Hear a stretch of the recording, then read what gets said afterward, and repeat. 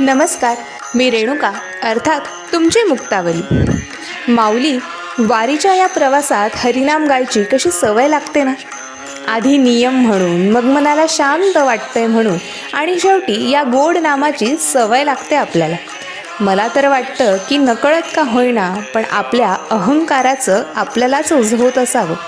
आपण दिवसभर मिरवतो जगासमोर एक देखणा आभासी मुखवटा अभिमानाचा. पण जेव्हा आपण आपल्याशी संवाद साधायचा प्रयत्न करतो, स्वतःची ओळख पटवण्याचा प्रयत्न करतो, तेव्हा जाणवतं की ह्या रोजच्या मुखवट्या मिरवण्यामागे, जगरहाटीच्या पसाऱ्यात हरवताना आपण आपल्यातल्या आत्मारामाचं तेजच हरवून बसलोय. खोट्या अहंभावाचं, फसव्या भ्रामक कल्पनांचं असं काही गारुड मनावर पक्क होतं की कितीही प्रयत्न केले तरी पुन्हा या सतेज स्वानंदी आत्मारामाचं सहज दर्शन आपल्याला होत नाही. यासाठी घ्यावे लागतात ते महत् प्रयास, आणि या अहंकार निवारणासाठीच्या निष्फळ प्रयत्नात फक्त फरफट होत राहते जीवाची. अशा वेळी उपयोगी पडतो हा सहज सोपा हरिनामाचा उतारा. आधी रोज औषध घेतल्यासारखं आठवणीने हे हरिनाम घ्यावं, एकदा सकाळी एकदा संध्याकाळी.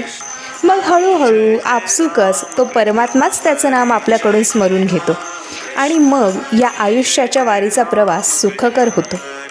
म्हणून तर मोठी माणसं सांगतात ना की वायफळ गप्पा मारत बसण्यापेक्षा, एकमेकांची उणीधुणी काढत बसण्यापेक्षा हे फुकाचं हरिनाम घ्या.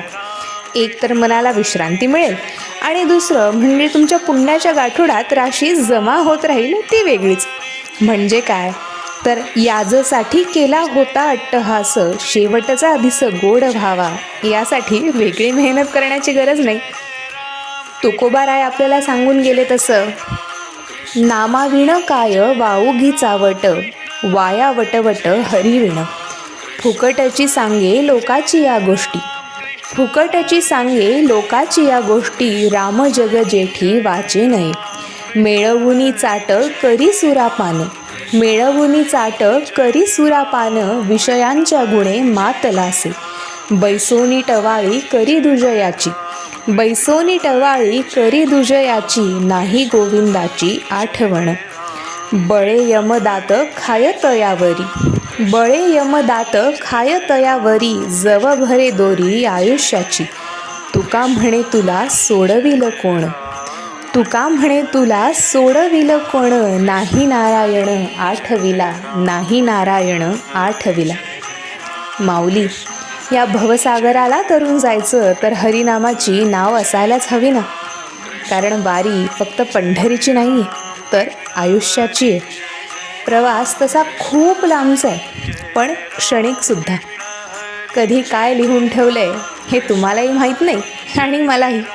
म्हणून तर या मार्गात पायी हळूहळू चाला, मुखाने हरी नाम बोला, हा एकच संकल्प मनात ठेवायचा आणि एक मुखानं म्हणायचं, पुंडलिक वरदे हरी विठ्ठल, श्री ज्ञानदेव तुकाराम, पंढरीनाथ महाराज की जय. जय जय राम कृष्ण हरी.